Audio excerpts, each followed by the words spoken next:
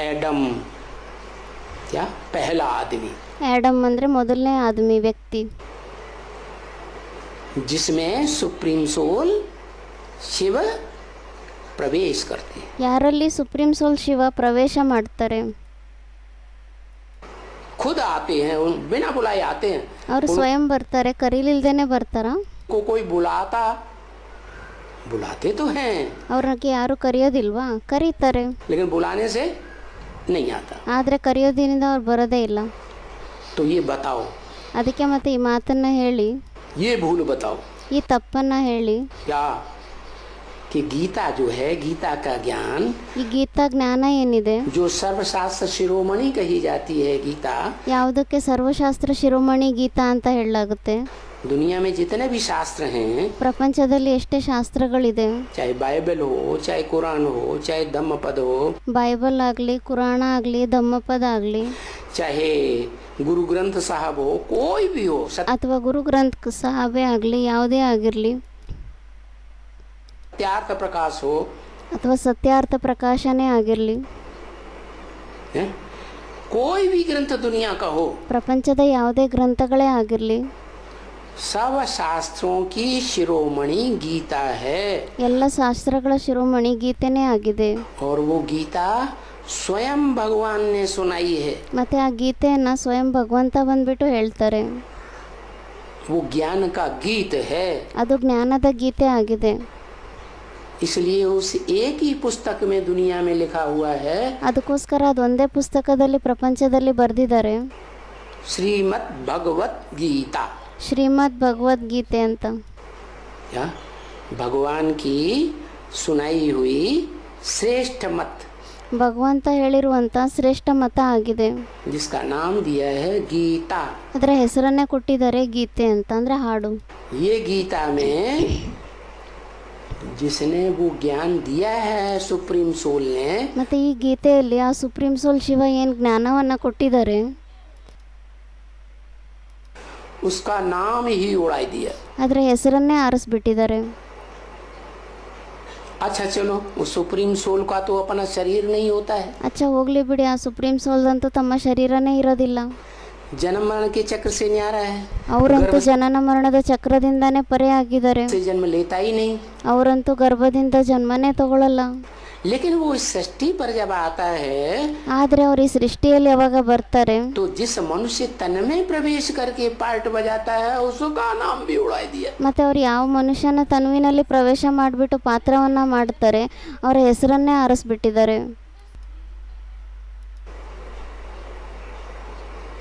जिसको कहते हैं आदम, एडम, शंकर। ಅದಕ್ಕೆ ಅವರಿಗೆ ಹೇಳಲಾಗುತ್ತೆ ಆದಮ್, ಆಡಮ್, ಶಂಕರ ಅಂತ. अर्जुन, ಅರ್ಜುನ,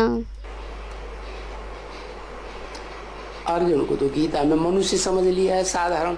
ಅರ್ಜುನನ್ಗಂತೂ ಗೀತೆಯಲ್ಲಿ ಸಾಧಾರಣ ಮನುಷ್ಯ ಅಂತ ತಿಳ್ಕೊಂಡ್ಬಿಟ್ಟಿದ್ದಾರೆ, नर समझ लिया है। ನರ ಅಂತ ತಿಳ್ಕೊಂಡ್ಬಿಟ್ಟಿದ್ದಾರೆ. अरे नर तो नरक बनाता है। ಅದಕ್ಕೆ ಬಾಬಾ ಹೇಳ್ತಾ ಇದ್ದಾರೆ, ಅರೆ ನರ ಅಂತೂ ನರಕ ಮಾಡ್ತಾನೆ. क्या नर क्या बनाता है? ನರ ಏನ್ ಮಾಡ್ತಾನೆ? करता है नर करने वाला है नरक की रचना। ಅಂದರೆ ಯಾರು ನರ ಇದ್ದಾರೆ, ಪುರುಷ, ಅವ್ರೇನು ಮಾಡ್ತಾರೆ, ನರಕವನ್ನು ಸ್ಥಾಪನೆ ಮಾಡ್ತಾರೆ. तो फिर नर को नारायण बनाकर स्वर्ग में भेजने वाला कोई होगा ना। ಮತ್ತೆ ಆ ನರನ ನಾರಾಯಣನನ್ನಾಗಿ ಮಾಡಿಬಿಟ್ಟು ಸ್ವರ್ಗದಲ್ಲಿ ಕಳಿಸುವಂಥವ್ರು ಯಾರಾದರೂ ಇರ್ತಾರೆ ಅಲ್ವಾ? तो वो ही है निराकार शिव, ಮತ್ತೆ ಅವರೇ ಆಗಿದ್ದಾರೆ ನಿರಾಕಾರ ಶಿವ.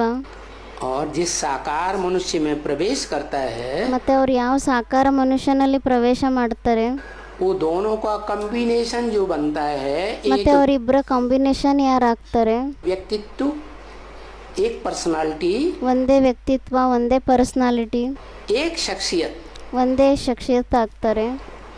उसको कहा जाता है शिव बाबा। ಅವರಿಗೆ ಹೇಳಲಾಗುತ್ತೆ ಶಿವ ಬಾಬಾ. क्या तो बताया, ये उन गद्दी नसीनों को जाके समझाओ जो तुम्हारे पास। ಅದಕ್ಕೆ ಹೇಳಿದ್ರು, ಯಾರು ಗದ್ದಿ ನಶೀನರಾಗಿದ್ದಾರೆ ಅವ್ರ ಹತ್ರ ಹೋಗ್ಬಿಟ್ಟು ಈ ಮಾತನ್ನ ತಿಳಿಸಿ. हमारे अहंकार के सुनने के लिए आते ही नहीं है। ಅವರು ಅಹಂಕಾರ ಇರೋ ಕಾರಣದಿಂದ ನಿಮ್ಮ ಹತ್ರ ಕೇಳಲಿಕ್ಕೋಸ್ಕರ ಅವ್ರು ಬರೋದೇ ಇಲ್ಲ. क्या बात बताओ? ಅವ್ರಿಗೇನು ಮಾತನ್ನು ಹೇಳಬೇಕು? कि गीता का भगवान कृष्ण बच्चा नहीं है, ಅಂದರೆ ಗೀತೆಯ ಭಗವಂತ ಕೃಷ್ಣ ಮಗು ಆಗಿಲ್ಲ. जिसकी पूजा की जाती है घर घर में, ಯಾರ ಪೂಜೆಯನ್ನು ಮಾಡಲಾಗುತ್ತೆ ಮನೆ ಮನೆಯಲ್ಲಿ भारत में, ಭಾರತದಲ್ಲಿ, ये बड़ी भारी भूल कर दी है. ಇದು ತುಂಬ ದೊಡ್ಡ ತಪ್ಪನ್ನು ಮಾಡಿಬಿಟ್ಟಿದ್ದಾರೆ. क्या कि गीतापति भगवान, ಏನಂತ? ಗೀತಾಪತಿ ಭಗವಂತ ಯಾರಿದ್ದಾರೆ, उसकी जगह बच्चे का नाम डाल दिया. ಅವರ ಸ್ಥಾನದಲ್ಲಿ ಮಗುವಿನ ಹೆಸರನ್ನು ಹಾಕ್ಬಿಟ್ಟಿದ್ದಾರೆ.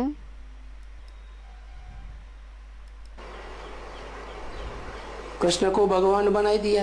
ಕೃಷ್ಣನ ಭಗವಂತ ಮಾಡಿಬಿಟ್ಟಿದ್ದಾರೆ. अरे बच्चे को माता का पति बनाई दिया. ಅದಕ್ಕೆ ಬಾಬಾ ಹೇಳ್ತಿದ್ದಾರೆ, ಅರೆ ಮಗುವಿನ ತಾಯಿಯ ಪತಿಯನ್ನಾಗಿ ಮಾಡಿಬಿಟ್ಟಿದ್ದಾರೆ.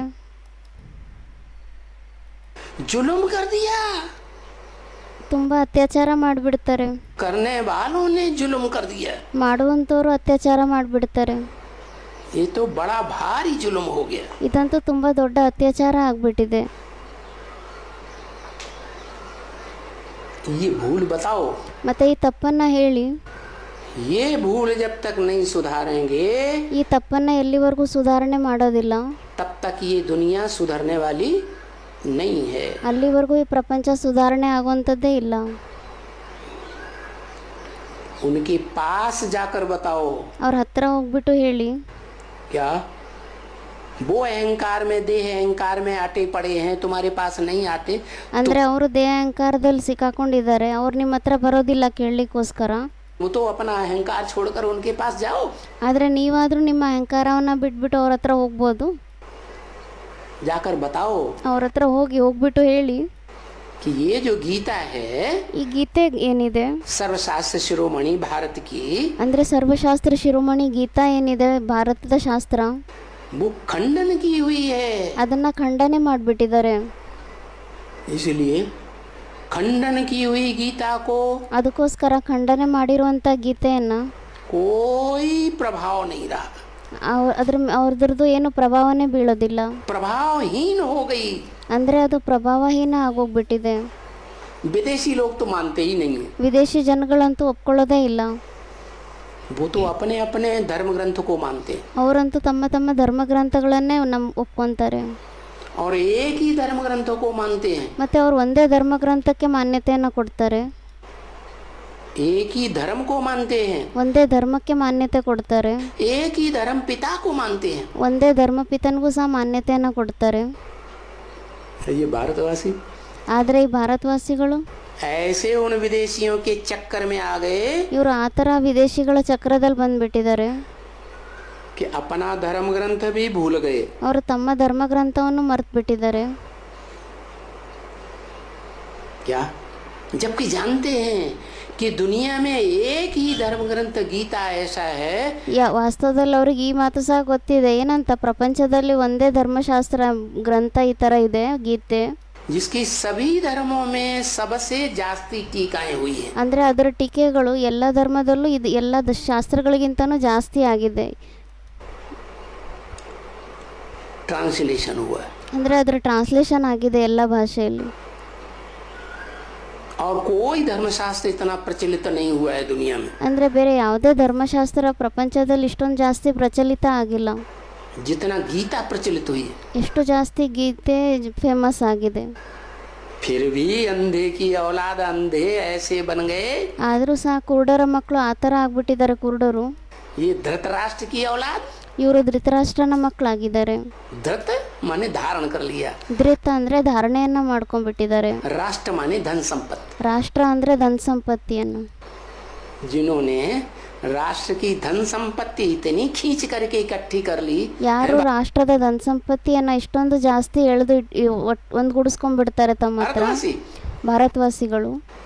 लेकिन सारी धन संपत्ति अपनी मुट्ठी में ऐसी खींच के रख ली. ಆದರೆ ಎಲ್ಲ ಧನ ಸಂಪತ್ತಿಯನ್ನು ತಮ್ಮ ಹಿಡಿತದಲ್ಲಿ ಆ ಥರ ಎಳೆದು ಇಟ್ಕೊಂಡ್ಬಿಡ್ತಾರೆ. वो धन संपत्ति जिनको इलेक्शन में देंगे लड़ने के लिए. ಆ ಧನ ಸಂಪತ್ತಿಯನ್ನು ಯಾರಿಗೆ ಕೊಡ್ತಾರೆ ಎಲೆಕ್ಷನ್ನಲ್ಲಿ ಯುದ್ಧವನ್ನು ಮಾಡಲಿಕ್ಕೋಸ್ಕರ, वो ही गद्दी पे जाके बैठ पाते ಅವರೇ ಗದ್ದಿಯಲ್ಲೂ ಕೂತ್ಕೊಳ್ಳಿಕ್ಕಾಗತ್ತೆ. और वो बन जाते हैं दुर्योधन दुशासन. ಮತ್ತೆ ಅವರಾಗೋಗ್ತಾರೆ ದುರ್ಯೋಧನ ದುಶ್ಯಾಸನರು. दुष्ट युद्ध करने वाले 5 स्टार होटलों में ಅಂದರೆ 5 ಸ್ಟಾರ್ ಹೋಟೆಲ್ಗಳಲ್ಲಿ ದುಷ್ಟ ಯುದ್ಧವನ್ನ ಮಾಡುವಂತವ್ರು ಆಗೋಗ್ತಾರೆ. और प्रजा के ऊपर दुष्ट शासन करने वाले बन जाते हैं. ಮತ್ತೆ ಪ್ರಜೆಗಳ ಮೇಲೆ ದುಷ್ಟ ಶಾಸನವನ್ನ ಮಾಡುವಂತವ್ರು ಆಗೋಗ್ತಾರೆ. तो बताया, ಅದಕ್ಕೆ ಮತ್ತೆ ಹೇಳಿದ್ರು क्या ಏನಂತ ಹೇಳಿದ್ರು, ये गीता खंडन की हुई है, ಈ ಗೀತೆಯನ್ನ ಖಂಡನೆ ಮಾಡಿಬಿಟ್ಟಿದ್ದಾರೆ. इसलिए भारतवासियों का प्रभाव इस दुनिया में से नष्ट हो गया. ಅದಕ್ಕೋಸ್ಕರ ಭಾರತವಾಸಿಗಳ ಪ್ರಭಾವ ಈ ಪ್ರಪಂಚದಿಂದ ನಷ್ಟ ಆಗೋಗ್ಬಿಟ್ಟಿದೆ. दूसरे धर्म वाले, दूसरे देश वाले, ಬೇರೆ ಧರ್ಮದವರು, ಬೇರೆ ದೇಶದವರು, दूसरे जो राज्य हैं दुनिया ಬೇರೆ में, ಪ್ರಪಂಚದಲ್ಲಿ ಬೇರೆ ಯಾವುದೇ ರಾಜ್ಯಗಳಿದೆ वो समृद्ध होते जा रहे हैं. ಅದೆಲ್ಲ ಸಮೃದ್ಧಿ ಆಗ್ತಾ ಹೋಗ್ತಾ ಇದೆ ಅಲ್ಲಿ. क्योंकि एक धर्म, एक राज्य, ಯಾಕೆಂದ್ರೆ ಅಲ್ಲಿ ಒಂದೇ ಧರ್ಮ, ಒಂದೇ ರಾಜ್ಯ, एक भाषा ಒಂದೇ ಭಾಷೆ और एक धर्म ग्रंथ को मानने वाले. ಮತ್ತೆ ಒಂದೇ ಧರ್ಮಗ್ರಂಥಕ್ಕೆ ಮಾನ್ಯತೆ ಕೊಡುವಂತವರಾಗಿದ್ದಾರೆ. और भारतवासी ಆದ್ರೆ ಭಾರತವಾಸಿಗಳು न बाप को जानते कि हमारा बाप कौन है, धर्म पिता कौन है. ಮತ್ತೆ ಭಾರತವಾಸಿಗಳು ನಮ್ಮ ತಂದೆ ಯಾರಾಗಿದ್ದಾರೆ, ಧರ್ಮದ ಧರ್ಮಪಿತ ಯಾರಾಗಿದ್ದಾರೆ ಇದೇ ಗೊತ್ತಿಲ್ಲ ಅವರಿಗೆ. किसने धर्म स्थापन किया? ಯಾರು ಧರ್ಮದ ಸ್ಥಾಪನೆಯನ್ನ ಮಾಡಿದ್ದಾರೆ? नाम डाल देते हैं कृष्ण ने किया. ಹೆಸರು ಹಾಕ್ಬಿಡ್ತಾರೆ ಕೃಷ್ಣ ಮಾಡಿದಾನೆ ಅಂತ. अरे तुमने तो मटिया मैट कर दिया. ಅದಕ್ಕೆ ಬಾಬಾ ಹೇಳ್ತಿದ್ದಾರೆ, ಅರೆ ನೀವಂತೂ ಎಲ್ಲ ಮಣ್ಪಾಲ್ ಮಾಡಿಬಿಟ್ಟಿದ್ದೀರಾ. बच्चे को पति की जगह बैठा दिया. ಮಗುವನ್ನ ಪತಿಯ ಸ್ಥಾನದಲ್ಲಿ ಕೂರಿಸ್ಬಿಟ್ಟಿದ್ದೀರಾ. आज घर घर में जो भी माताएं हैं, गीता माताएं जैसी नंबरवार, ಇವಾಗ ಪ್ರತಿಯೊಂದು ಮನೆ ಮನೆಯಲ್ಲಿ ಯಾರೇ ಮಾತೆಯರಿದ್ದಾರೆ, ಗೀತಾ ಮಾತೆ ಸ್ಥಾನದಲ್ಲಿರುವಂಥ ಮಾತೆಯರು, वो सब अपने अपने बच्चों के अधीन हुई पड़ी है. ಅವರೆಲ್ಲರೂ ತಮ್ಮ ತಮ್ಮ ಮಕ್ಕಳ ಅಧೀನರಾಗಿದ್ದಾರೆ ಇವಾಗ. क्या उस सृष्टि का जो पहला पत्ता है, ಈ ಸೃಷ್ಟಿಯಲ್ಲಿ ಯಾರು ಮೊದಲನೇ ಎಲೆ ಆಗಿದ್ದಾರೆ, बड़े जैसे कर्म करेंगे, ದೊಡ್ಡವ್ರು ಯಾವ ಥರ ಕರ್ಮವನ್ನು ಮಾಡ್ತಾರೆ, छोटे उनको फॉलो करेंगे. ಚಿಕ್ಕವ್ರು ಅವರನ್ನೇ ಫಾಲೋ ಮಾಡ್ತಾರೆ. तो गीता के खंडन होने से ಮತ್ತೆ ಈ ಗೀತೆಯ ಖಂಡನೆ ಆಗೋದ್ರಿಂದ कोई सफलता नहीं मिल सकती. ಏನು ಸಫಲತೆನೇ ಸಿಗೋದಿಲ್ಲ. अभी तक 2500 वर्ष की हिस्ट्री देख लो भारत की.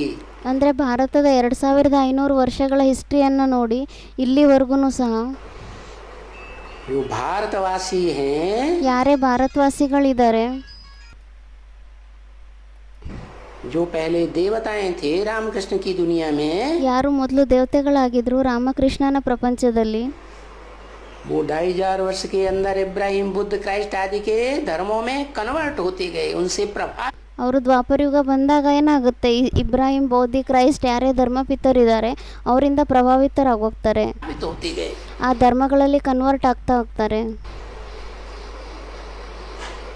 असफल होते रहे, ಅಸಫಲರಾಗ್ತಾ ಹೋಗ್ತಾರೆ, दूसरों के अधीन बनते चले गए. ಬೇರೆಯವರ ಅಧೀನರಾಗ್ತಾ ಹೋಗ್ಬಿಡ್ತಾರೆ.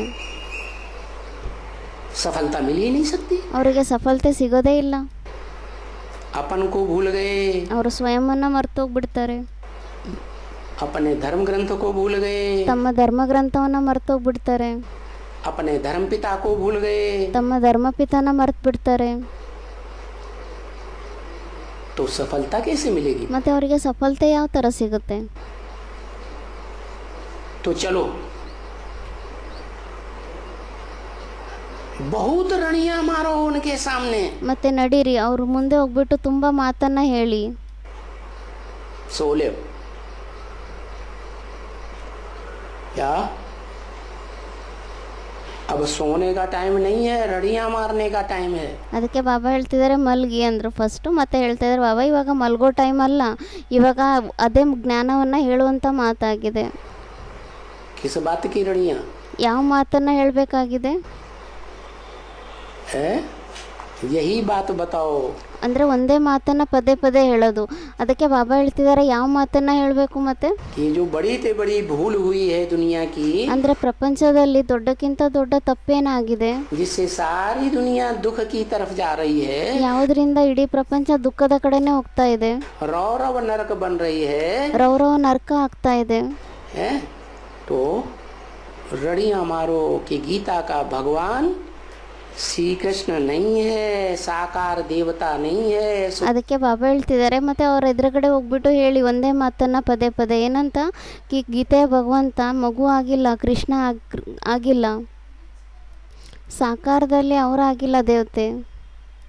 कला संपूर्ण भगवान नहीं है, वो तो ಅಂದರೆ 16 ಕುಲ ಸಂಪೂರ್ಣ ಆಗಿರುವಂಥವ್ರು ಅವರು ಭಗವಂತ ಅಲ್ಲ, देवता है। ಅವರಂತೂ ದೇವತೆ ಆಗಿದ್ದಾರೆ. भगवान तो देवता बनाने वाला है मनुष्य को। ಭಗವಂತ ಅಂತೂ ದೇವತೆಯನ್ನಾಗಿ ಮಾಡುವಂಥವ್ರಾಗಿದ್ದಾರೆ ಮನುಷ್ಯರನ್ನ. रणिया माना,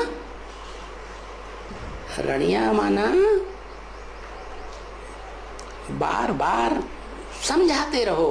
ರಡಿಯಾ ಅಂದರೆ ಅದೇ ಒಂದೇ ಮಾತನ್ನು ಪದೇ ಪದೇ ತಿಳಿಸ್ತಾ ಇರಿ, ಅದಕ್ಕೆ ಹೇಳ್ತಾರೆ.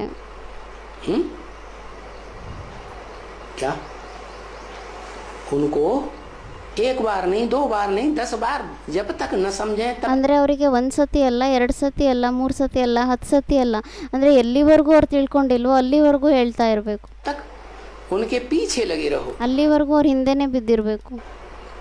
कुछ दुख होता है ना, ಏನಾದರೂ ದುಃಖ ಇರುತ್ತೆ ಅಲ್ವಾ, किसी के ऊपर कोई दुख पड़ता है ना, ಯಾರ ಮೇಲಾದರೂ ಏನಾದರೂ ದುಃಖ ಬೀಳುತ್ತೆ ಅಲ್ವಾ, तो दुख को दूर करने के लिए जाके रड़ियाँ मारते हैं। ಅವಾಗ ಆ ದುಃಖವನ್ನು ದೂರ ಮಾಡಲಿಕ್ಕೋಸ್ಕರ ಹೋಗ್ಬಿಟ್ಟು ಪದೇ ಪದೇ ಹೇಳ್ತಾ ಇರ್ತಾರೆ.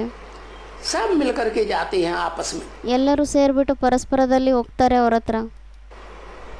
जैसे शास्त्रों में दिखाते हैं देवताएं दुखी होते थे, ಯಾವ ಥರ ಶಾಸ್ತ್ರಗಳಲ್ಲಿ ತೋರಿಸ್ತಾರೆ ಅಲ್ವಾ, ದೇವತೆಗಳು ಯಾವಾಗ ದುಃಖಿ ಆಗ್ತಾ ಇದ್ರು, राक्षस उनके ऊपर आक्रमण करते थे, ರಾಕ್ಷಸರು ಅವ್ರ ಮೇಲೆ ಯಾವಾಗ ಆಕ್ರಮಣವನ್ನ ಮಾಡ್ತಾ ಇದ್ರು, तो देवताएं सब मिलकर किसके पास जाते थे रड़ियाँ मारने? ಅವಾಗ ದೇವತೆಗಳೆಲ್ಲ ಸೇರಿಬಿಟ್ಟು ಯಾರ ಹತ್ರ ಹೋಗ್ತಾ ಇದ್ರು ಹೇಳಲಿಕ್ಕೆ, हैं? ब्रह्मा के पास जाते थे, ಬ್ರಹ್ಮನ ಹತ್ರ ಹೋಗ್ತಾ ಇದ್ರು, विष्णु के पास जाते थे, ವಿಷ್ಣುವಿನ ಹತ್ರ ಹೋಗ್ತಾ ಇದ್ರು, शंकर जी के पास जाते थे, रड़ियाँ मारते थे। ಶಂಕರ್ಜಿ ಹತ್ರನೂ ಹೋಗ್ತಾ ಇದ್ರು, ಎಲ್ಲರ ಹತ್ರ ಹೋಗ್ಬಿಟ್ಟು ಹೇಳ್ತಾ ಇದ್ರು ಪದೇ ಪದೇ. तो मिल करके फिर वो जाते हैं गवर्नमेंट के पास, ಮತ್ತೆ ಎಲ್ಲರೂ ಸೇರಿಬಿಟ್ಟು ಅವ್ರು ಹೋಗ್ತಾರೆ ಗೌರ್ಮೆಂಟಿನ ಹತ್ರ. तो तुम भी क्या करो, ಮತ್ತೆ ನೀವು ಸಹ ಏನು ಮಾಡಬೇಕು, दुनिया में भी कोई बहुत तंग दुखी होते हैं, ಪ್ರಪಂಚದಲ್ಲೂ ಯಾರಾದರೂ ತುಂಬ ಜಾಸ್ತಿ ತೊಂದರೆಗೊಳಗಾಗ್ತಾರೆ, ದುಃಖಿ ಆಗ್ತಾರೆ. तंत्र शासन में भी ಈ ಪ್ರಜಾತಂತ್ರ ಶಾಸನ ಏನಿದೆ ಇದರಲ್ಲೂ ಸಹ तो इकट्ठे होकर के एजिटेशन करते हैं ना, ಆವಾಗ ಎಲ್ಲರೂ ಒಟ್ಟಿಗೆ ಸೇರಿಬಿಟ್ಟು ಎಜಿಟೇಷನ್ ಮಾಡ್ತಾರೆ ಅಲ್ವಾ.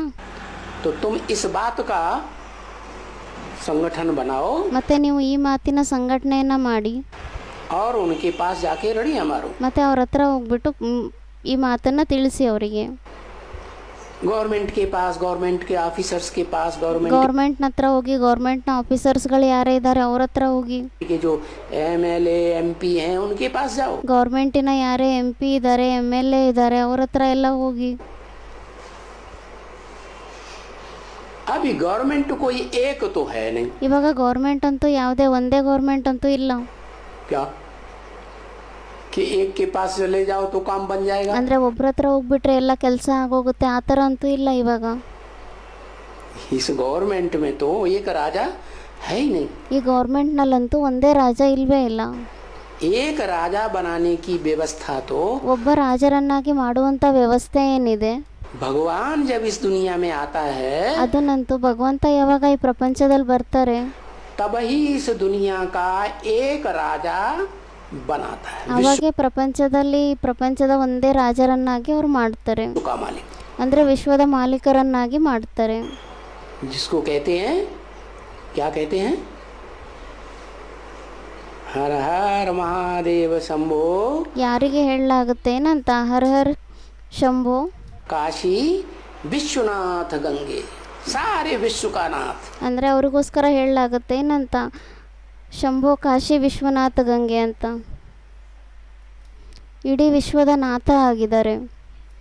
कैसे, योग बल से, ಯಾವುದರಿಂದ ಆಗ್ತಾರೆ, ಯೋಗ ಬಲದಿಂದ. योगीश्वर कहा जाता है ना, ಅವರಿಗೆ ಯೋಗೀಶ್ವರ ಅಂತ ಹೇಳಲಾಗುತ್ತೆ ಅಲ್ವಾ. योग किससे लगाता है? ಮತ್ತೆ ಅವರು ಯೋಗವನ್ನ ಯಾರ ಜೊತೆ ಜೋಡಿಸ್ತಾರೆ? ಬುದ್ಧಿ ಯೋಗವನ್ನ हैं? वो ही एक ಅವರೇ ಒಬ್ಬರಾಗಿದ್ದಾರೆ, से ज्ञान का भंडार अखूट देता है, ಯಾರು ಅವರು ಜ್ಞಾನದ ಅಕೂಟ ಭಂಡಾರವನ್ನ ಕೊಡ್ತಾರೆ, उससे योग लगाता है। ಅವ್ರ ಜೊತೆ ಯೋಗವನ್ನ ಜೋಡಿಸ್ತಾರೆ। वो समझता है कि ज्ञान से ऊंची, ज्ञान से ज्यादा पवित्र चीज दुनिया में कोई है ही नहीं। ಅಂದ್ರೆ ಜ್ಞಾನಕ್ಕಿಂತ ಜಾಸ್ತಿ ಪವಿತ್ರವಾಗಿರುವಂತ ವಸ್ತು ಪ್ರಪಂಚದಲ್ಲಿ ಬೇರೆ ಯಾವುದೂ ಇಲ್ವೇ ಇಲ್ಲ ಅಂತ ಅವ್ರು ತಿಳ್ಕೊಂತಾರೆ। तो जो देने वाला होगा वो तो कितना पवित्र आत्मा होगी। ಮತ್ತೆ ಯಾರು ಕೊಡುವಂತವರಾಗಿರ್ತಾರೆ ಅವರಂತೂ ಎಷ್ಟು ಪವಿತ್ರ ಆತ್ಮ ಆಗಿರ್ತಾರೆ। इतनी पवित्र आत्मा कि इस सृष्टि पर ಅಂದ್ರೆ ಅವ್ರು ಇಷ್ಟು ಪವಿತ್ರ ಆತ್ಮ ಆಗಿರ್ತಾರೆ ಈ ಸೃಷ್ಟಿಯಲ್ಲಿ, पतित दुनिया में आती है, ಈ ಸೃಷ್ಟಿಯಲ್ಲಿ ಪತಿತ ಪ್ರಪಂಚದಲ್ಲಿ ಯಾವಾಗ ಅವ್ರು ಬರ್ತಾರೆ, पतित तन में आती है, ಮತ್ತೆ ಪತಿತ ತನುವಿನಲ್ಲಿ ಬರ್ತಾರೆ, और पतित माहौल में आती है, ಮತ್ತೆ ಪತಿತ ವಾತಾವರಣದಲ್ಲಿ ಬರ್ತಾರೆ, और पतित से पतित गांव वालों के बीच में आती है। ಮತ್ತೆ ಪತಿತಕ್ಕಿಂತ ಪತಿತ ಆಗಿರುವಂತ ಹಳ್ಳಿಯ ಜನಗಳ ಮಧ್ಯದಲ್ಲಿ ಬರ್ತಾರೆ। क्या? पतित तालुका में आती है जिसका नाम ही है कायमगंज। ಏನಂತ ಹೇಳಿದ್ರು? ಪತಿತ ಆಗಿರುವಂತ ತಾಲ್ಲೂಕ್ನಲ್ಲಿ ಬರ್ತಾರೆ, ಅದರ ಹೆಸರೇ ಆಗಿದೆ ಕಾಯಂಗಂಜ್। क्या? इस सृष्टि में अंत तक गंध कायम रहती है कायमगंदियों में। ಅಂದ್ರೆ ಈ ಸೃಷ್ಟಿಯಲ್ಲಿ ಅಂತ್ಯದವರೆಗೂ ಗಂಧ ಅಂದ್ರೆ ಗಲೀಜೇನಿದೆ ಅದು ಯಾವಾಗಲೂ ಕಾಯಂ ಆಗಿರುತ್ತೆ। ಎಲ್ಲಿರುತ್ತೆ? ಕಾಯಂಗಂಜ್ನಲ್ಲಿ। ऐसा है वो इलाका। ಮತ್ತೆ ಆ ಸ್ಥಾನ ಏನಿದೆ ಅದು ಈ ತರ ಸ್ಥಾನ ಆಗಿದೆ। ऐसी गंदी दुनिया में आता हूँ, ಮತ್ತೆ ನಾನು ಈ ತರ ಗಲೀಜಾಗಿರುವಂತ ಪ್ರಪಂಚದಲ್ಲಿ ಬರ್ತೀನಿ। और फिर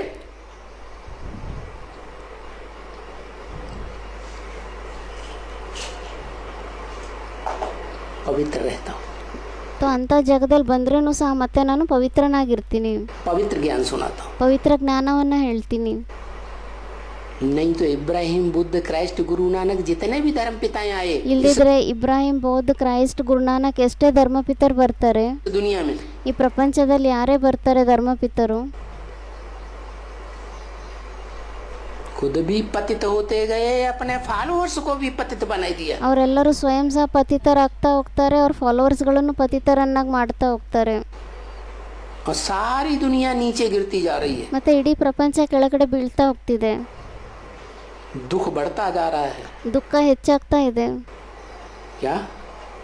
सुखी लोगों की संख्या संसार में कम होती जा रही है, ಸುಖಿ ಆತ್ಮಗಳ ಸಂಖ್ಯೆ ಪ್ರಪಂಚದಲ್ಲಿ ಕಡಿಮೆ ಆಗ್ತಾ ಇದೆ। और दुखी लोगों की संख्या संसार में ಮತ್ತೆ ಯಾರು ದುಃಖಿಗಳಾಗಿದ್ದಾರೆ, ರೋಗಿಗಳಾಗಿದ್ದಾರೆ, ಅವ್ರ संख्ಯೆ ಪ್ರಪಂಚದಲ್ಲಿ कीड़े मकोड़ों की तरह बढ़ रही है। ಕ್ರಿಮಿಕೀಟಗಳ ತರ ಹೆಚ್ಚಾಗ್ತಾ ಇದೆ। तो देखो ये 500 करोड़ जो पत्ते हैं मनुष्य मात्र, ಮತ್ತೆ ನೋಡಿ ಪ್ರಪಂಚದಲ್ಲಿ 500 ಕೋಟಿ ಎಲೆಗಳು ಯಾರೇ ಇದ್ದಾರೆ ಮನುಷ್ಯರು, और भगवान क्या है? ಮತ್ತೆ ಭಗವಂತ ಏನಾಗಿದ್ದಾರೆ? भगवान तो नर को नारायण जैसा देवता बनाने वाला है। ಭಗವಂತ ಅಂತೂ ನರನ್ನ ನಾರಾಯಣನಾಗಿ ಮಾಡುವಂತವ್ರಾಗಿದ್ದಾರೆ, ಭಗವಂತನ ತರ। हैं? और किसके द्वारा बनाता है? ಮತ್ತೆ ಅವ್ರು ಯಾರ ಮುಖಾಂತರ ಮಾಡ್ತಾರೆ? जितने भी नर हैं, जितने भी आदमी इस सृष्टि पर हैं, ಅಂದ್ರೆ ಈ ಪ್ರಪಂಚದಲ್ಲಿ ಎಷ್ಟೇ ನರ ಇದ್ದಾರೆ, ಅಂದ್ರೆ ಎಷ್ಟೇ ಮನುಷ್ಯರಿದ್ದಾರೆ, उन सबका जो बीज है, ಅವರೆಲ್ಲರಿಗೂ ಯಾರು ಬೀಜ ಆಗಿದ್ದಾರೆ? मनुष्य सृष्टि का बीज रूप बाप, ಮನುಷ್ಯ ಸೃಷ್ಟಿಯ ಬೀಜ ರೂಪ ತಂದೆ ಆಗಿದ್ದಾರೆ, उसके द्वारा बनाता है। ಅವ್ರ ಮುಖಾಂತರನೇ ಮಾಡ್ತಾರೆ। इसलिए उसका नाम भारत में कहते हैं शंकर, ಅದಕ್ಕೋಸ್ಕರ ಭಾರತದಲ್ಲಿ ಅವ್ರ ಹೆಸರನ್ನೇ ಹೇಳ್ತಾರೆ ಶಂಕರ ಅಂತ। और उस शंकर को जो मूर्तिमान है, मूर्ति वाला ಮತ್ತೆ ಆ ಶಂಕರ ಯಾರಿದ್ದಾರೆ, ಯಾರು ಮೂರ್ತಿಮಾನ ಆಗಿದ್ದಾರೆ, ಮೂರ್ತಿ ಉಳ್ಳುವಂತವ್ರಾಗಿದ್ದಾರೆ, है, साकार शरीर वाला है, ಸಾಕಾರ ಶರೀರ ಉಳ್ಳುವಂತವ್ರಾಗಿದ್ದಾರೆ, उसको आप समान निराकारी स्टेज में टिकाई देता है। ಅವರಿಗೆ ತಮ್ಮ ಸಮಾನ ನಿರಾಕಾರಿ ಸ್ಟೇಜ್ನಲ್ಲಿ ಸ್ಥಿತ ಮಾಡಿಬಿಡ್ತಾರೆ। ऐसी निराकारी स्टेज ಮತ್ತೆ ಈ ತರ ನಿರಾಕಾರಿ ಸ್ಟೇಜ್ ಏನಿದೆ, जिसमें देह का, स्मृति का नाम निशान नहीं रहता, ಯಾವುದರಲ್ಲಿ ದೇಹದ ನೆನಪಿಂದು ಹೆಸರು ಗುರುತು ಸಹ ಇರೋದಿಲ್ಲ, देह की इंद्रियां भी भूल जाती, ಅದರಲ್ಲಿ ದೇಹದ ಇಂದ್ರಿಯಗಳು ಸಹ ಮರ್ತೋಗ್ಬಿಡುತ್ತೆ, देह के संबंधी भी भूल जाते, ದೇಹದ ಸಂಬಂಧಿಗಳು ಮರ್ತೋಗ್ಬಿಡ್ತಾರೆ, के पदार्थ ही भूल जाते। ದೇಹದ ಪದಾರ್ಥಗಳು ಮರ್ತೋಗ್ಬಿಡುತ್ತೆ.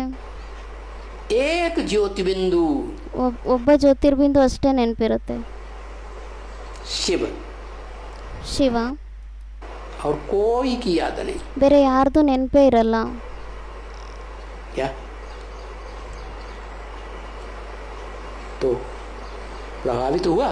ಅದಕ್ಕೆ ಬಾಬಾ ಹೇಳ್ತಿದ್ದಾರೆ ಏನಂತ, ಮತ್ತೆ ಪ್ರಭಾವಿತರಾದ್ರ, इस दुनिया वालों से प्रभावित हुआ? ಈ ಪ್ರಪಂಚದವ್ರ ಜೊತೆ ಪ್ರಭಾವಿತರಾಗ್ತಾರ? सुप्रीम सोल ಸುಪ್ರೀಂ ಸೋಲ್ नहीं। ಇಲ್ಲ, ಆಗ್ಲಿಲ್ಲ. तो देखो वो सबसे जास्ती पवित्र कहेंगे ना उसे, ಮತ್ತೆ ನೋಡಿ, ಅವ್ರಿಗೆಲ್ಲರಿಗಿಂತ ಜಾಸ್ತಿ ಪವಿತ್ರ ಅಂತ ಹೇಳಲಾಗುತ್ತೆ ಅಲ್ವಾ, हैं एवर प्योर कहेंगे ना, ಅವರಿಗೆ ಎವರ್ ಪ್ಯೂರ್ ಅಂತ ಹೇಳಲಾಗುತ್ತೆ ಅಲ್ವಾ. हाँ जिसमें प्रवेश करता है उसको भी आप समान बनाता है। ಹಾ, ಅವ್ರು ಯಾರಲ್ಲಿ ಪ್ರವೇಶ ಮಾಡ್ತಾರೆ ಅವ್ರಿಗೂ ಸಹ ತಮ್ಮ ಸಮಾನ ಮಾಡ್ತಾರೆ. लेकिन जिस युग में आता है, ಆದ್ರೆ ಅವ್ರು ಯಾವ ಯುಗದಲ್ಲಿ ಬರ್ತಾರೆ, पुरुषोत्तम संगम युग में, ಪುರುಷೋತ್ತಮ ಸಂಗಮ ಯುಗದಲ್ಲಿ ಅವ್ರು ಬರ್ತಾರೆ, के अंत सतयुग की आदि में, ಕಲಿಯುಗದ ಅಂತ್ಯ ಮತ್ತೆ ಸತ್ಯುಗದ ಆರಂಭದಲ್ಲಿ ಅವ್ರು ಬರ್ತಾರೆ. बस उसी युग के लिए बनाता है। क्या ಮತ್ತೆ बनाता ಅದೇ ಯುಗಕ್ಕೋಸ್ಕರ ಅವ್ರು ಮಾಡ್ತಾರೆ. ಏನ್ ಮಾಡ್ತಾರೆ? है? निराकारी, निर्विकारी, निरहंकारी। ಏನ್ ಮಾಡ್ತಾರೆ? ನಿರಾಕಾರಿ, ನಿರ್ವಿಕಾರಿ, ನಿರಹಂಕಾರಿಯನ್ನಾಗಿ ಮಾಡ್ತಾರೆ. फिर वो भी नई सृष्टि का रचयिता है ना, ಮತ್ತೆ ಅವರು ಸಹ ಹೊಸ ಸೃಷ್ಟಿಯ ರಚಯಿತ ಆಗಿದ್ದಾರೆ ಅಲ್ವಾ, प्रैक्टिकल में। ಪ್ರಾಕ್ಟಿಕಲ್ ನಲ್ಲಿ. तो जिस बच्चे को पैदा करता है ಮತ್ತೆ ಅವ್ರು ಯಾವ ಮಗುವಿಗೆ ಜನ್ಮ ಕೊಡ್ತಾರೆ, वो बच्चा दूसरी पीढ़ी हो गई, ಮತ್ತೆ ಆ ಮಗು ಬೇರೆ ಪೀಳಿಗೆಯವರಾಗ್ಬಿಟ್ರು, नई दुनिया की। ಅಂದ್ರೆ ಹೊಸ ಪ್ರಪಂಚದ ಅವ್ರು ಎರಡನೇ ಪೀಳಿಗೆ ಆಗ್ಬಿಡ್ತಾರೆ. तो गिरती कला शुरू हो गई ना, ಮತ್ತೆ ಅಲ್ಲಿ ಬೀಳುವಂತ ಕಲೆ ಆರಂಭ ಆಗೋಗ್ಬಿಡುತ್ತೆ ಅಲ್ವಾ. है? तो बताया ಅದಕ್ಕೆ ಮತ್ತೆ ಹೇಳಿದ್ರು, कि जिसमें प्रवेश करता हूँ ನಾನು ಯಾರಲ್ಲಿ ಪ್ರವೇಶ ಮಾಡ್ತೀನಿ वो फिर सदा काल उतना पवित्र नहीं रह पाता। ಅವರು ಮತ್ತೆ ಸದಾಕಾಲ ಅಷ್ಟು ಪವಿತ್ರರಾಗಿರ್ಲಿಕ್ಕಾಗಲ್ಲ. जन्म जन्मांतर कुछ न कुछ कलाएं कम होती है। ಜನ್ಮ ಜನ್ಮಾಂತರದಲ್ಲಿ ಏನಾದರೂ ಸ್ವಲ್ಪ ಕಲೆಗಳು ಕಡಿಮೆ ಆಗ್ತಾ ಹೋಗುತ್ತೆ. जैसे चंद्रमा है, ಯಾವ ಥರ ಚಂದ್ರಮ ಇದ್ದಾರೆ, उसकी कलाएं कम होती जाती हैं तो कहते हैं कलाहीन बन गया। ಅದರ कಲೆಗಳು ಕಡಿಮೆ ಆಗ್ತಾ ಹೋಗುತ್ತೆ, ಆವಾಗ ಹೇಳ್ತಾರೆ ಕಲಾಹೀನರಾಗ್ಬಿಟ್ಟಿದ್ದಾರೆ ಅಂತ. पूरा काला हो गया, ಪೂರ್ತಿ ಕಪ್ಪಾಗೋಗ್ಬಿಟ್ಟಿದ್ದಾರೆ, अंधकार ही अंधकार हो गया। ಕತ್ಲಾಗ್ಬಿಟ್ಟಿದೆ. फिर धीरे धीरे कलाएं बढ़ती हैं ಮತ್ತೆ ನಿಧಾನವಾಗಿ ಕಲೆಗಳು ಹೆಚ್ಚಾಗ್ತಾ ಹೋಗುತ್ತೆ. तो कहते हैं 16 कला संपूर्ण बन गया। ಆವಾಗ ಮತ್ತೆ ಹೇಳ್ತಾರೆ 16 ಕಲಾ ಸಂಪೂರ್ಣರಾಗ್ಬಿಟ್ಟಿದ್ದಾರೆ ಅಂತ. क्या सारा चंद्रमा रोशनी से, ಅಂದ್ರೆ ಇಡೀ ಚಂದ್ರಮ ಯಾರಿದ್ದಾರೆ ಅವರು ಪ್ರಕಾಶದಿಂದ, ज्ञान की रोशनी से भरपूर हो गया। ಜ್ಞಾನದ ಪ್ರಕಾಶದಿಂದ ತುಂಬ್ಕೊಂಡ್ಬಿಡ್ತಾರೆ. तो इसलिए जिन दो आत्माओं को ಅದಕ್ಕೋಸ್ಕರ ಯಾವ ಇಬ್ಬರು ಆತ್ಮಗಳಿಗೆ सुप्रीम सोल इस सृष्टि में आकर के चुनता है, ಸುಪ್ರೀಂ ಸೋಲ್ ಶಿವ ಯಾರಿದ್ದಾರೆ ಅವರು ಈ ಸೃಷ್ಟಿಯಲ್ಲಿ ಬಂದ್ಬಿಟ್ಟು ಆರಿಸ್ತಾರೆ. वो एक है आदि नारायण ಅವರು ಇಬ್ಬರಲ್ಲಿ ಒಬ್ಬರಾಗಿದ್ದಾರೆ ಆದಿನಾರಾಯಣ, और दूसरा है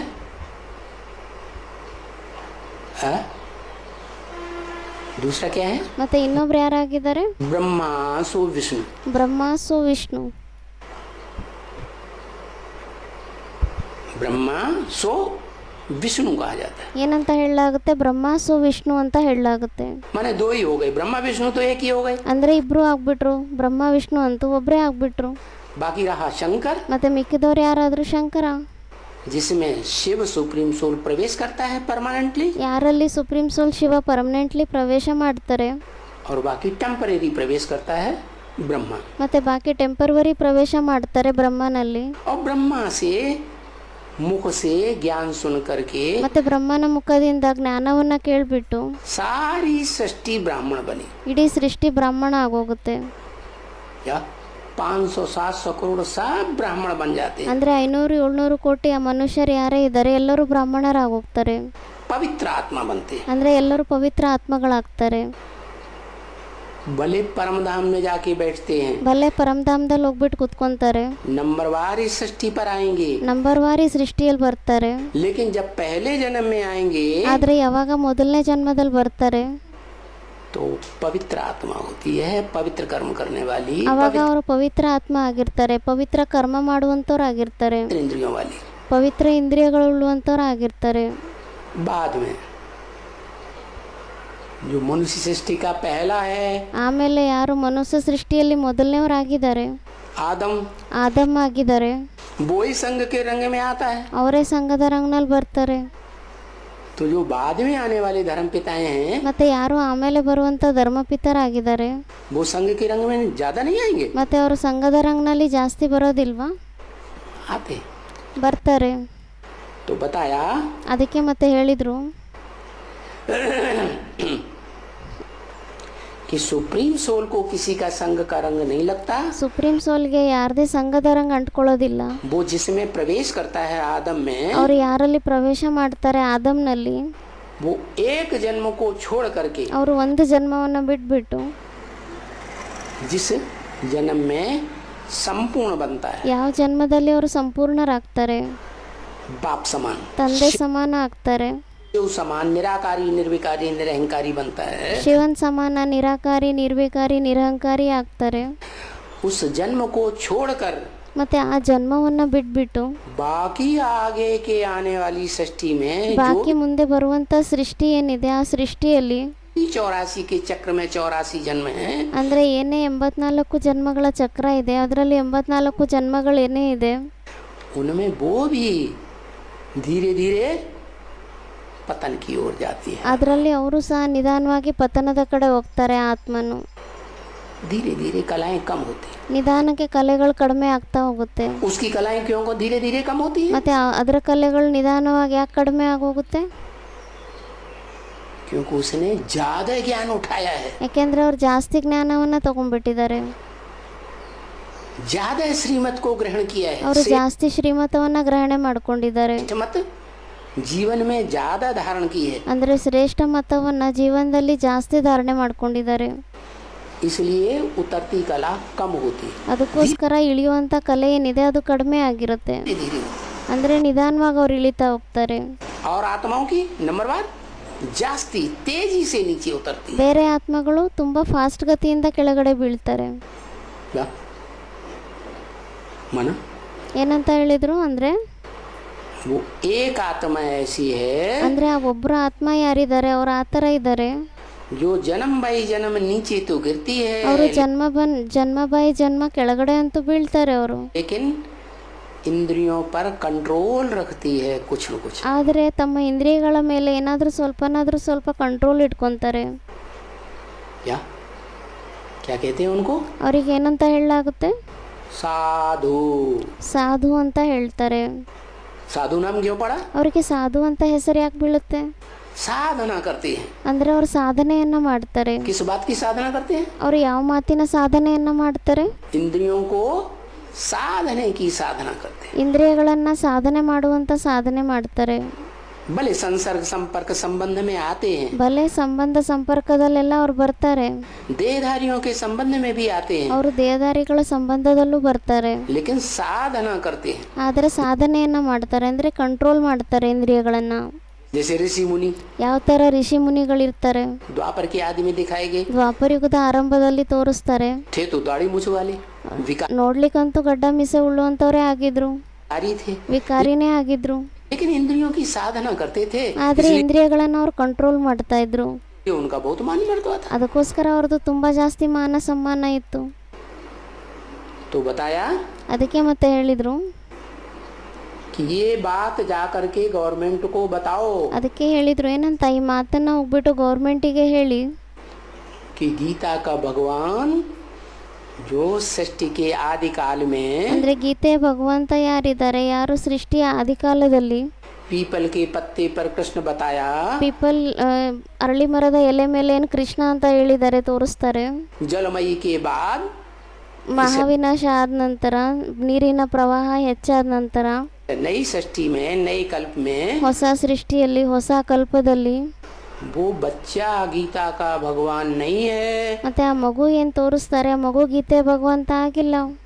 वो तो बच्चा बुद्धि है. ಅವರಂತೂ ಮಗುವಿನ ಬುದ್ಧಿ ಉಳ್ಳವರಾಗಿದ್ದಾರೆ. क्या उसको जन्म देने वाला जो है, ಏನಂತ ಹೇಳಿದ್ರು, ಅವರಿಗೆ ಜನ್ಮ ಕೊಡುವಂಥವ್ರು ಯಾರಿದ್ದಾರೆ? वो है आदम. ಅವರಾಗಿದ್ದಾರೆ ಆದಮ್, एडम, ಅಂದ್ರೆ ಆಡಮ್, अर्जुन, ಅರ್ಜುನ शंकर कहा जाता है. ಅಥವಾ ಶಂಕರ ಅಂತ ಹೇಳಲಾಗುತ್ತೆ. असली नाम है शंकर, ನಿಜವಾದ ಹೆಸರೇ ಆಗಿದೆ ಶಂಕರ. क्योंकि उसमें आत्माओं का संकरण होता है. ಯಾಕೆಂದ್ರೆ ಅವರಲ್ಲಿ ಆತ್ಮಗಳ ಸಂಕರಣ ಆಗುತ್ತೆ. क्या एक तो शिव सुप्रीम सोल ने प्रवेश किया आदम में, ಅಂದ್ರೆ ಆದಮ್ನಲ್ಲಿ ಒಬ್ಬರಂತೂ ನಿರಾಕಾರ ಶಿವ ಯಾರಿದ್ದಾರೆ, ಸುಪ್ರೀಂ ಸೋಲ್, ಅವರು ಪ್ರವೇಶ ಮಾಡ್ತಾರೆ. अर्जुन में, ಅರ್ಜುನನಲ್ಲಿ, उसके शरीर रूपी रथ में, ಅವರ ಶರೀರೂಪಿ ರಥದಲ್ಲಿ ಪ್ರವೇಶ ಮಾಡ್ತಾರೆ. और दूसरा जो चंद्रमा वाली आत्मा कही जाती है, ಮತ್ತೆ ಇನ್ನೊಬ್ರು ಯಾರಿಗೆ ಚಂದ್ರಮನ ಆತ್ಮ ಅಂತ ಹೇಳಲಾಗುತ್ತೆ, ब्रह्मा. ಬ್ರಹ್ಮ ಅಂತ ಹೇಳಲಾಗುತ್ತೆ.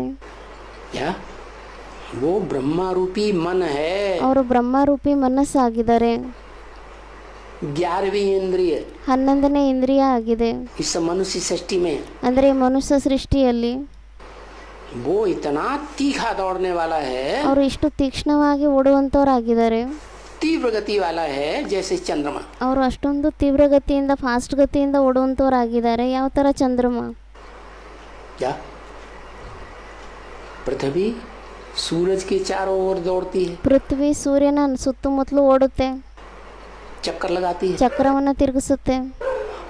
और पृथ्वी का चक्कर चंद्रमा लगाता है. ಮತ್ತೆ ಪೃಥ್ವಿಯ ಚಕ್ರವನ್ನ ಚಂದ್ರಮ ಹಾಕ್ತಾರೆ. क्या एक दिन में पूरा चक्कर हो जाता ಅಂದ್ರೆ ಒಂದೇ ದಿನದಲ್ಲಿ ಪೂರ್ತಿ ಚಕ್ರ ತಿರುಗಿಸ್ಬಿಡ್ತಾರೆ. है. किसका? ಯಾರ್ದು? चंद्रमा. ಚಂದ್ರಮ, ಪೃಥ್ವಿದು. तो पृथ्वी 365 दिन लेती है, ಆದ್ರೆ ಪೃಥ್ವಿ ಏನಿದೆ ಅದು 365 ದಿನ ತಗೊಳುತ್ತೆ.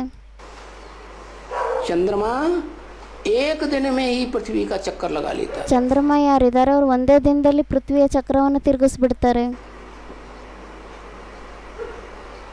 देखो रात में भी चंद्रमा दिखाई पड़ता है, ಅದಕ್ಕೆ ಬಾಬಾ ಹೇಳ್ತಿದ್ದಾರೆ ನೋಡಿ, ರಾತ್ರಿಯಲ್ಲೂ ಸಹ ಚಂದ್ರಮ ಕಾಣಿಸ್ತಾನೆ, हैं? और दिन में भी चंद्रमा दिखाई पड़ता है. ಮತ್ತೆ ಹಗಲಲ್ಲೂ ಚಂದ್ರಮ ಕಾಣಿಸ್ತಾನೆ. दिखाई पड़ता है कि नहीं? ಕಾಣಿಸ್ತಾರೋ ಇಲ್ವೋ?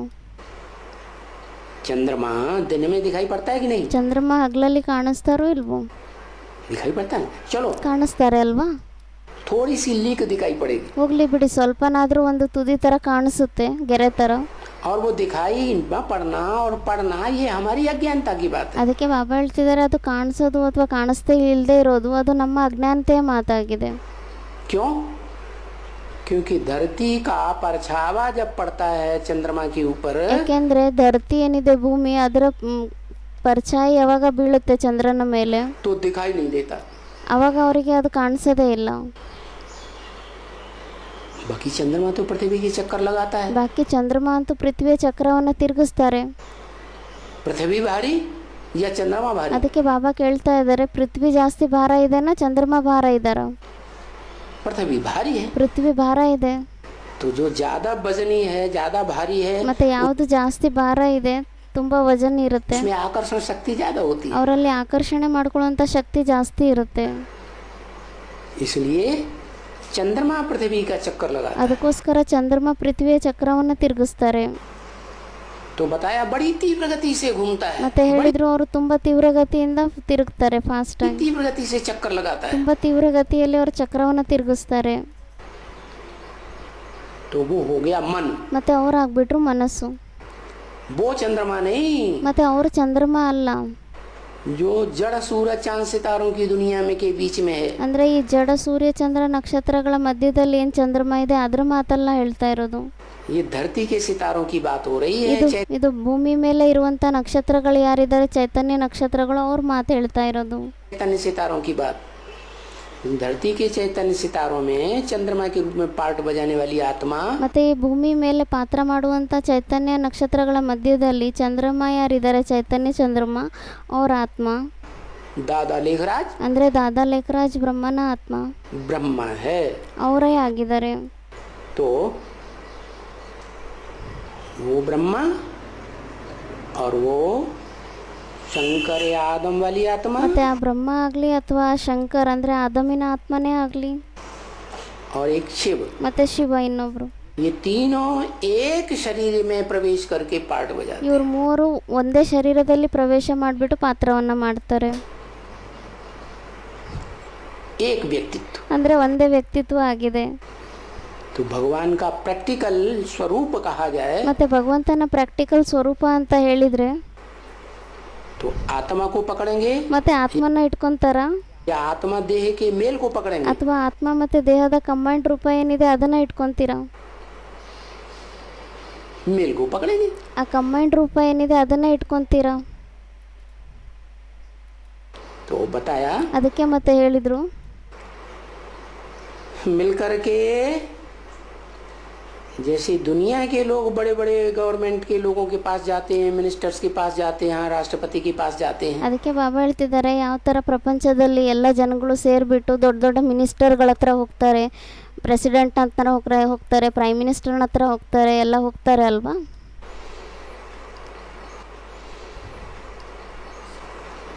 ऐसे तुम भी ಅದೇ ಥರ ನೀವು ಸಹ आपस में मिलकर के जो गवर्नमेंट के ಅಂದರೆ ನೀವು ಸಹ ಎಲ್ಲರೂ ಪರಸ್ಪರದಲ್ಲಿ ಸೇರಿಬಿಟ್ಟು ಎಲ್ಲಿ ಹೋಗ್ಬೇಕು, ಯಾರು ಗೌರ್ಮೆಂಟಿನ बड़े बड़े कुर्सी नसीन हैं ಅಂದರೆ उनके ಗೌರ್ಮೆಂಟಿನ ಯಾರೇ ದೊಡ್ಡ ದೊಡ್ಡ ಅಧಿಕಾರಿಗಳಿದ್ದಾರೆ ಅವ್ರ ಹತ್ರ ಹೋಗಬೇಕು. पास जाओ, क्योंकि गवर्नमेंट में एक तो है नहीं, ಯಾಕೆಂದರೆ ಗೌರ್ಮೆಂಟ್ನಲ್ಲಿ ಒಬ್ಬರಂತೂ ಇಲ್ಲ. ऐसी गवर्नमेंट तो भगवान ही आकर के बनाता है। ಆ ಥರ ಗೌರ್ಮೆಂಟ್ ಅಂತೂ ಭಗವಂತನೇ ಬಂದ್ಬಿಟ್ಟು ಮಾಡ್ತಾರೆ. कैसी गवर्नमेंट? ಯಾವ ಥರ ಗೌರ್ಮೆಂಟ್ ಮಾಡ್ತಾರೆ ಭಗವಂತ ಬಂದು? वसुधैव कुटुंबकम वाली गवर्नमेंट। ವಸುದೈವ ಕುಟುಂಬಕಮ್ಮ ಆಗುವಂಥ ಗೌರ್ಮೆಂಟ್ ಏನಿದೆ ಅದು ಭಗವಂತನೇ ಬಂದ್ಬಿಟ್ಟು ಮಾಡ್ತಾರೆ.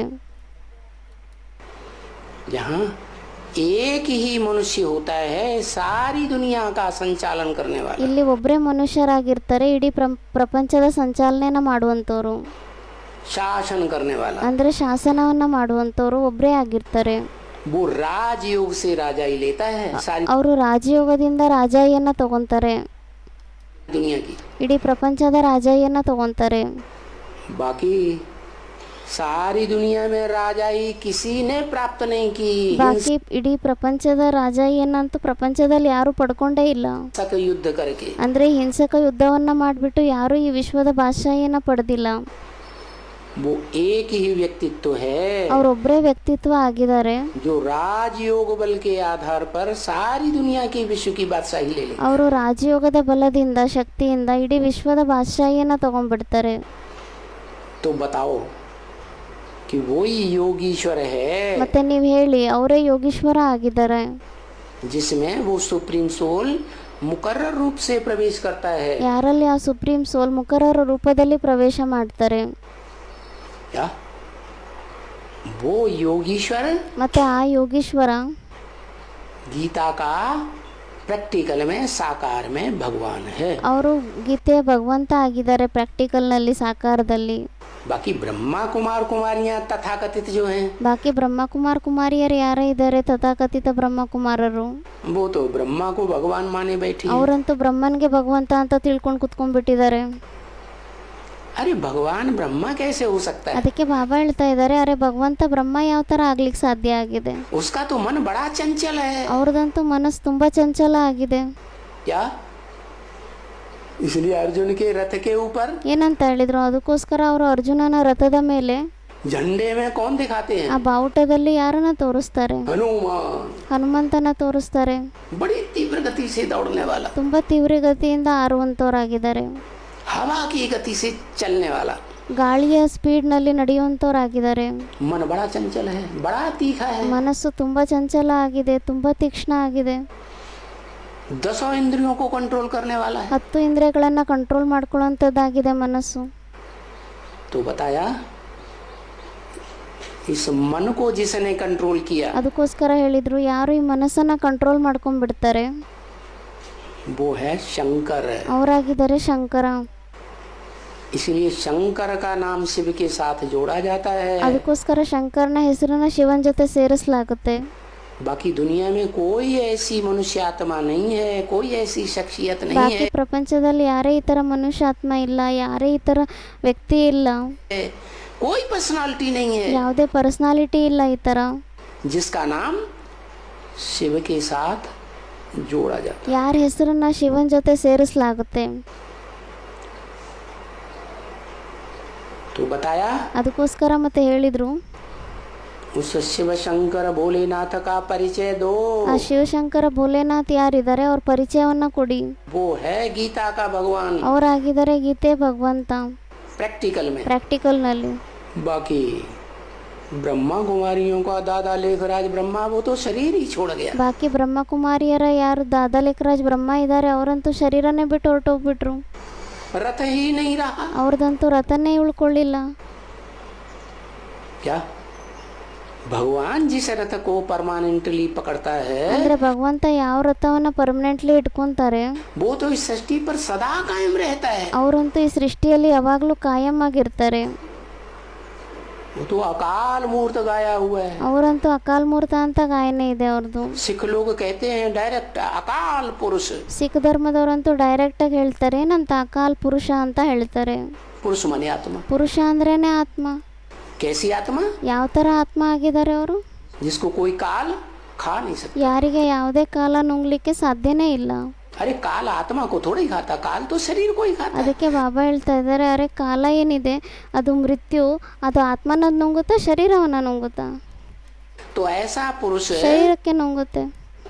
साकार शरीरधारी ಅಂದ್ರೆ ಆತರ ಪುರುಷ ಆತರ ಸಾಕಾರ ಶರೀರಧಾರಿ ಆಗಿದ್ದಾರೆ, जिसके शरीर को महा प्रलय होती है इस सृष्टि पर। ಅಂದ್ರೆ ಯಾವಾಗ ಈ ಸೃಷ್ಟಿಯಲ್ಲಿ ಮಹಾಪ್ರಲಯ ಆಗುತ್ತೆ, ದೊಡ್ಡ ವಿನಾಶ ಆಗುತ್ತೆ, ಅವಾಗೂ ಸಹ ಅವ್ರ ಶರೀರ महाविनाश होता है तो उसके शरीर का विनाश नहीं होता। ಆ ಮಹಾವಿನಾಶದಲ್ಲೂ ಸಹ ಅವ್ರ ಶರೀರದ ವಿನಾಶ ಆಗಲ್ಲ. उसका परिचय दो ಅವ್ರ ಪರಿಚಯವನ್ನ ಕೊಡಿ. कि वो अकाल पुरुष ಅಂದ್ರೆ ಆ ಅಕಾಲ ಪುರುಷ ಯಾರಿದ್ದಾರೆ, जिसे शिव शंकर भोलेनाथ कहा जाता है, ಯಾರಿಗೆ ಶಿವಶಂಕರ್ ಭೋಲೆನಾಥ್ ಅಂತ ಹೇಳಲಾಗುತ್ತೆ, जिसकी संपन्नता की यादगार ಅವರ ಸಂಪನ್ನತೆಯ ನೆನಪಾರ್ಥ ಆಗಿದೆ. आज भारत में गांव-गांव में शहर शहर में शिवलिंग बने हुए हैं। ಇವಾಗ ಭಾರತದಲ್ಲಿ ಹಳ್ಳಿಗಳಲ್ಲಿ ಪಟ್ಟಣಗಳಲ್ಲಿ ಎಲ್ಲ ನೆನಪಾರ್ಥದಲ್ಲಿ ದೇವಸ್ಥಾನವನ್ನ ತೋರಿಸ್ತಾರೆ, ಶಿವಲಿಂಗವನ್ನ ಪೂಜೆ ಮಾಡ್ತಾರೆ, शिवालय बने हुए हैं ಶಿವಾಲಯಗಳನ್ನ ಮಾಡಿದ್ದಾರೆ, ಶಿವಲಿಂಗದ ಪೂಜೆ ಮಾಡ್ತಾರೆ. और सारी दुनिया में जितनी भी खुदाई हुई हैं उन खुदाइयों में वो शिवलिंग मूर्तियां मिली हैं। ಅಂದ್ರೆ ಇಡೀ ಪ್ರಪಂಚದಲ್ಲೂ ಸಹ ಎಲ್ಲೆಲ್ಲಿ ಭೂಮಿಯನ್ನ ಅಗ್ದಿದ್ದಾರೆ ಎಲ್ಲ ಕಡೆನೂ ಸಹ ಅಲ್ಲಿ ಏನು ಸಿಕ್ಕಿದೆ, ಶಿವಲಿಂಗನ ನಗ್ನ ಮೂರ್ತಿನೇ ಸಿಕ್ಕಿದೆ. ಶಂಕರನ ನಗ್ನ ಮೂರ್ತಿ ಮತ್ತು ಶಿವಲಿಂಗಗಳೇ ಸಿಕ್ಕಿದೆ, ಅದರದ್ದು ಎಲ್ಲ ಕಡೆ ಪೂಜೆ ನಡೆಯುತ್ತೆ. तो उस स्वरूप को पहचानो, वो इन आंखों से नहीं देखने में आता। ಅದಕ್ಕೆ ಬಾಬಾ ಹೇಳ್ತಿದ್ದಾರೆ, ಮತ್ತೆ ಆ ಸ್ವರೂಪವನ್ನು ಗುರುತಿಸ್ಕೊಳ್ಳಿ, ಅವರು ಈ ಕಣ್ಣುಗಳಿಂದ ನೋಡಲಿಕ್ಕೆ ಕಾಣಿಸೋದಿಲ್ಲ, लिंग भी देखने में नहीं आता। ಲಿಂಗನೂ ಸಹ ನೋಡ್ಲಿಕ್ಕೆ ಕಾಣಿಸೋದಿಲ್ಲ. सोमनाथ मंदिर का वो सात्विक स्वरूप शिवलिंग, ಸೋಮನಾಥನ ದೇವಸ್ಥಾನದಲ್ಲಿ ಏನು ತೋರಿಸ್ತಾರೆ ಆ ಸಾತ್ವಿಕ ಸ್ವರೂಪದ ಶಿವಲಿಂಗವನ್ನ, उसमें जो रोशनी वाली आत्मा दिखाई गई थी हीरे के रूप में, ಅದರಲ್ಲಿ ವಜ್ರದ ರೂಪದಲ್ಲಿ ಪ್ರಕಾಶ ಉಳ್ಳುವಂತ ಆತ್ಮನ್ನ ಏನು ತೋರಿಸಲಾಗುತ್ತೆ, वो भी इन आंखों से देखने में नहीं आएगी। ಅವರು ಸಹ ಈ ಕಣ್ಣುಗಳಿಂದ ನೋಡ್ಲಿಕ್ಕೆ ಕಾಣಿಸೋದಿಲ್ಲ. आत्मा कहीं आंखों से दिखाई देती है क्या? ಅದಕ್ಕೆ ಬಾಬಾ ಹೇಳ್ತಿದ್ದಾರೆ, ಆತ್ಮ ಎಲ್ಲಾದ್ರೂ ಕಣ್ಣಿನಿಂದ ನೋಡ್ಲಿಕ್ಕೆ ಕಾಣಿಸುತ್ತಾ? न आत्मा दिखाई देगी, ಅಂದ್ರೆ ಆತ್ಮನೂ ಸಹ ಕಾಣಿಸೋದಿಲ್ಲ, शरीर बड़ा दुम्ब दिखाई देगा। ಮತ್ತೆ ಶರೀರ ಏನಿದೆ ದೊಡ್ಡ ಬಾಲ ಅದು ಸಹ ಕಾಣಿಸೋದಿಲ್ಲ. क्या तो क्या करना है? ಅದಕ್ಕೆ ಬಾಬಾ ಹೇಳ್ತಾ ಇದ್ದಾರೆ, ಮತ್ತೆ ಏನ್ ಮಾಡ್ಬೇಕಾಗಿದೆ? ज्ञान का तीसरा नेत्र जिसे बुद्धि कहा जाता है, ಜ್ಞಾನದ ಮೂರನೇ ಕಣ್ಣು ಯಾವುದಕ್ಕೆ ಬುದ್ಧಿ ಅಂತ ಹೇಳಲಾಗುತ್ತೆ, उस बुद्धि के आधार पर बताओ गवर्नमेंट के लोगों को ಆ ಬುದ್ಧಿಯ ಆಧಾರದಿಂದ ಹೇಳಿ ಆ ಗೌರ್ಮೆಂಟಿನ ಜನಗಳಿಗೆ, कि पहचानो कि गीता का भगवान कौन है ಅಂದ್ರೆ ಗುರುತಿಸ್ಕೊಳ್ಳಿ ಆ ಗೀತೆಯ ಭಗವಂತ ಯಾರಾಗಿದ್ದಾರೆ, और गीता धर्म ग्रंथ को मानो। ಮತ್ತೆ ಆ ಗೀತೆಯ ಧರ್ಮಗ್ರಂಥ ಯಾರಾಗಿದ್ದಾರೆ. गीता ज्ञान किसने क्लैरिफाई किया? ಮತ್ತು ಈ ಗೀತೆಯ ಜ್ಞಾನವನ್ನು ಯಾರು ಕ್ಲಾರಿಫೈ ಮಾಡ್ತಾರೆ? उस सुप्रीम टीचर को पहचानो, ಆ ಸುಪ್ರೀಂ ಟೀಚರನ್ನು ಗುರುತಿಸ್ಕೊಳ್ಳಿ, सुप्रीम बाप को पहचानो, ಆ ಸುಪ್ರೀಂ ತಂದೆಯನ್ನು ಗುರುತಿಸ್ಕೊಳ್ಳಿ, और सुप्रीम सदगुरु को पहचानो जो सारी सृष्टि की सदगति करने के लिए आया। ಮತ್ತು ಆ ಸುಪ್ರೀಂ ಸದ್ಗುರು ಯಾರಿದ್ದಾರೆ ಅವ್ರನ್ನ ಗುರುತಿಸ್ಕೊಳ್ಳಿ, ಯಾರು ಇಡೀ ಪ್ರಪಂಚದ ಸದ್ಗತಿಯನ್ನು ಮಾಡಲಿಕ್ಕೋಸ್ಕರ ಬಂದಿದ್ದಾರೆ.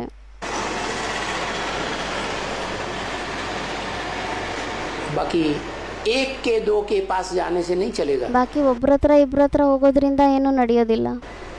ये तो पंचायती राज्य है. ಇದಂತೂ ಪಂಚಾಯತಿ ರಾಜ್ಯ ಆಗಿದೆ. क्या एक के हाथों में कोई सत्ता नहीं है ಅಂದ್ರೆ ಇಲ್ಲಂತೂ ಒಬ್ರ ಕೈಯಲ್ಲಂತೂ ಏನು ಸತ್ತಾ ಇಲ್ಲ कि प्रधानमंत्री की तुम पीछे पड़ जाओ, ಅಂದ್ರೆ ನೀವು ಪ್ರಧಾನ ಮಂತ್ರಿಯ ಹಿಂದೆ ಬಿದ್ಬಿಟ್ರೆ या राष्ट्रपति के पीछे पड़ जाओ. ಅಥವಾ ನೀವು ರಾಷ್ಟ್ರಪತಿಯ ಹಿಂದೆ ಬಿದ್ಬಿಡ್ತೀರಾ. वो भी मजबूर हैं. ಅವರು ಸಹ ವಿವಶರಾಗಿದ್ದಾರೆ. क्या उनके हाथ में भी इतनी ताकत नहीं ಅಂದ್ರೆ है ಅವ್ರ ಹತ್ರನೂ ಅವ್ರ ಕೈಯಲ್ಲಿ ಇಷ್ಟೊಂದು ಶಕ್ತಿ ಇಲ್ಲ कि वो इतनी बड़ी बात को तब्दील करके रख दें. ಅಂದ್ರೆ ಇಷ್ಟು ದೊಡ್ಡ ಮಾತನ್ನ ಅವರು ಕ್ಲಿಯರ್ ಮಾಡಿ ಇಟ್ಬಿಡೋ ಥರ ಅವ್ರ ಕೈಯಲ್ಲೂ ಪವರ್ ಇಲ್ಲ. क्या वो भी प्रभाव में आ जाते हैं. ಅವರು ಸಹ ಪ್ರಭಾವದಲ್ಲಿ ಬಂದ್ಬಿಡ್ತಾರೆ. जैसे ब्रह्मा कुमारियाँ कहते हैं गीता का भगवान दादा लेखराज ब्रह्मा. ಯಾವ ಥರ ಬ್ರಹ್ಮಕುಮಾರಿಯರು ಹೇಳ್ತಾರೆ ಗೀತೆ ಭಗವಂತ ಯಾರಾಗಿದ್ದಾರೆ, ದಾದಾ ಲೇಖರಾಜ್ ಬ್ರಹ್ಮ ಆಗಿದ್ದಾರೆ ಅಂತ. साकार में अगर इस दुनिया में कोई शरीरधारी है ಅಂದ್ರೆ ಈ ಪ್ರಪಂಚದಲ್ಲಿ ಸಾಕಾರದಲ್ಲಿ ಯಾರಾದರೂ ಶರೀರಧಾರಿ ಇದ್ದಾರೆ ಅಂದ್ರೆ तो गीता का भगवान दादा लेखराज ब्रह्मा है ಅವರು ಮತ್ತೆ ಗೀತೆ ಭಗವಂತ ದಾದಾ ಲೇಖರಾಜ್ ಬ್ರಹ್ಮ ಆಗಿದ್ದಾರೆ. और वो प्रभाव में आ जाते हैं. ಮತ್ತೆ ಅವರು ಅವ್ರ ಪ್ರಭಾವದಲ್ಲಿ ಬಂದ್ಬಿಡ್ತಾರೆ. या तो उनकी बातों पे ध्यान ही नहीं देते, ಅಥವಾ ಅವ್ರ ಮಾತಿನ ಮೇಲೆ ಅವ್ರ ಗಮನನೇ ಕೊಡೋದಿಲ್ಲ. तो एक के पास जाने से नहीं चलेगा. ಅದಕ್ಕೆ ಬಾಬಾ ಹೇಳ್ತಾರೆ ಮತ್ತೆ ಒಬ್ಬರ ಹತ್ರ ಹೋಗೋದ್ರಿಂದ ನಡೆಯೋದಿಲ್ಲ. ये गवर्नमेंट में ढेर सारे कुर्सी नसीन है, उनको ये बात मुखी जाके समझाओ, रड़ियाँ मारो. ಅದಕ್ಕೆ ಬಾಬಾ ಹೇಳ್ತಿದ್ದಾರೆ ಈ ಗೌರ್ಮೆಂಟ್ನಲ್ಲಿ ತುಂಬ ಕುರ್ಸಿ ಮೇಲೆ ಕುತ್ಕೊಳ್ಳೋವಂಥವ್ರು ಇದ್ದಾರೆ, ದೊಡ್ಡ ದೊಡ್ಡವರು. ಅವ್ರ ಎಲ್ಲ ಅಧಿಕಾರಿಗಳ ಹತ್ರ ಹೋಗ್ಬಿಟ್ಟು ಪದೇ ಪದೇ ಅದೇ ಮಾತನ್ನು ಅವರಿಗೆ ತಿಳಿಸಿ, ಎಲ್ಲಿವರೆಗೂ ಅವ್ರಿಗೆ ಅರ್ಥ ಆಗೋದಿಲ್ಲ. ಓಂ ಶಾಂತಿ. ಇವತ್ತಿಂದು ವಿಸಿಡಿ ನಂಬರ್ ಆಗಿತ್ತು 2495, ಮುರಳಿ ತಾರೀಖು 18/5/1967, ನುಡಿಸಿರುವಂಥ ತಾರೀಖು 22/4/2018. ಓಂ ಶಾಂತಿ.